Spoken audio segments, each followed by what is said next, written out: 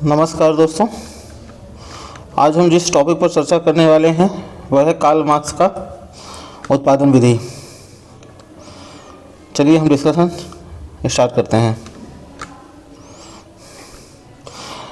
जिस समय मार्क्स थे उस वक्त यूरोप में एक तरफ व्यापार क्रांति, दूसरी तरफ वैज्ञानिक क्रांति और औद्योगिक क्रांति जैसी महत्वपूर्ण घटनाओं ने बहुत तेज़ गति से सामाजिक परिवर्तन किया था।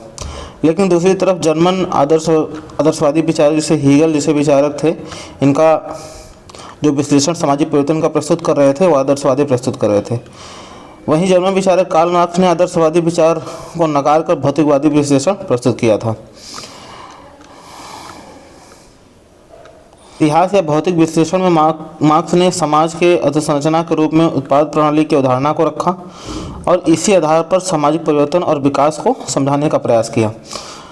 मार्क्स के अनुसार किसी समाज में वस्तुएं एवं सेवा के उत्पाद के तौर पर तरीकों को उत्पादन प्रणाली कहते हैं, जो सभी सामाजिक व्यवस्थाओं सामंतवाद, पूंजीवाद, साम्यवाद का आधार होती हैं और इसी के आधार पर सभी अंगों का निर्धारण होता है। तो बेसिकली यहाँ पर मार्क्स कह रहे हैं कि जो अधोसंरचना होती है, अधोसंरचना मतलब जो बेसिक स्ट्रक्चर होता है, ये क्या होता है? ये आर्थिक होता है।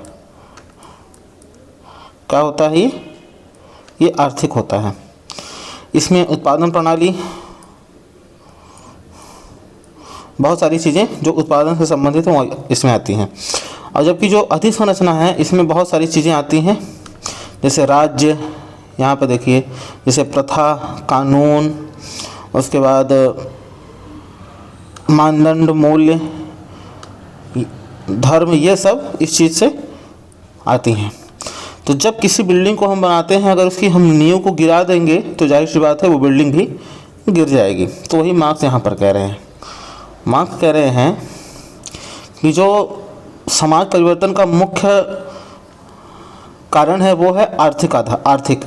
अगर आर्थिक परिवर्तन होता है तो समाज में अधिसंरचना में अपने आप से परिवर्तन हो जाएगा। ठीक है। अभी उत्पादन प्रणाली के दो तथ्य बताते हैं, एक है उत्पादन की शक्ति और दूसरा उत्पादन के संबंध। ये दोनों चीज़ें मिला के उत्पादन प्रणाली बनाती हैं।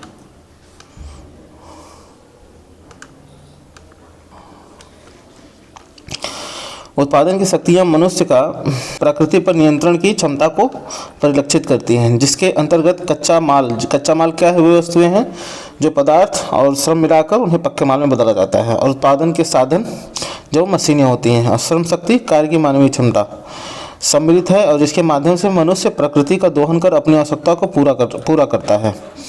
उत्पादन के संबंध का आशय उत्पादन की प्रक्रिया में शामिल व्यक्तियों के बीच निर्मित संबंधों से है, जो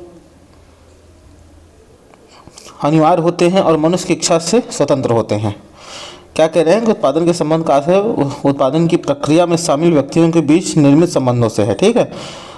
जो अनिवार्य होते हैं, मनुष्य की इच्छा से स्वतंत्र होते हैं। अर्थात उत्पादन के साधन पर निर्मित संबंध जैसे स्वामी एवं दास, सामंत एवं किसान, पूंजीपति एवं मजदूर के मध्य पारस्परिक संबंध, ये संबंध जो होते हैं वो इंसान की इच्छा से ऊपर होते हैं।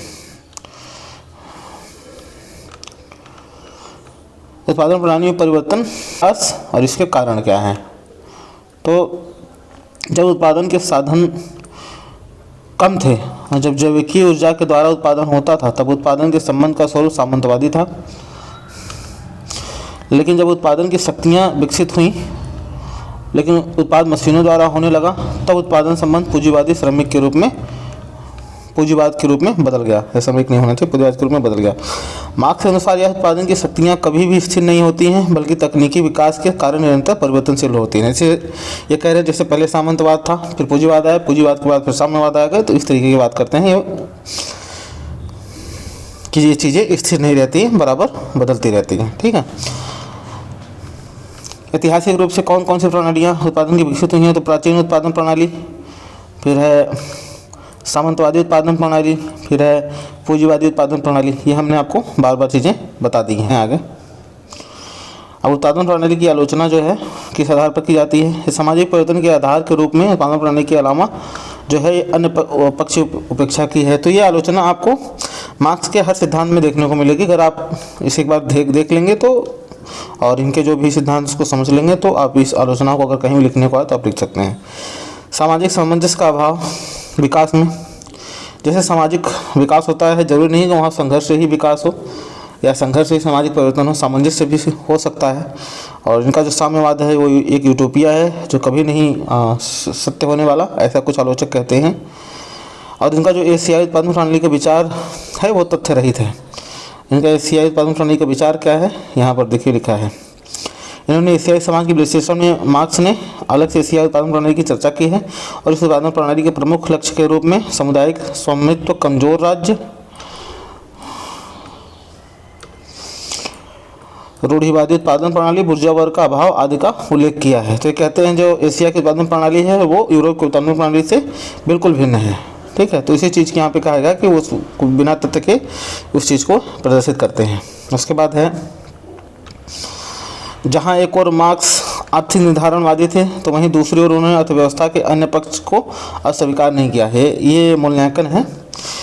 तो उसके बाद मार्क्स ने जहाँ सिर्फ द्वंद्व को सामाजिक परिवर्तन और विकास का आधार माना है, लेकिन उन्होंने नए सामाजिक बुराइयों के रूप में उसे स्थापित भी किया है। ठीक है, उसके बाद आप आगे, ये बहुत छोटा सा टॉपिक था, आशा करता हूँ आपको समझ आया होगा, और ना समझ में आया होगा तो आप हमें कमेंट के थ्रू पूछेंगे। हमारे चैनल को आप सब्सक्राइब कीजिए, शेयर कीजिए ताकि ये लोगों तक पहुँचे और उनकी मदद हो सके। चलिए अगला टॉपिक लेके हम बहुत जल्द हाजिर होंगे, तब तक के लिए धन्यवाद।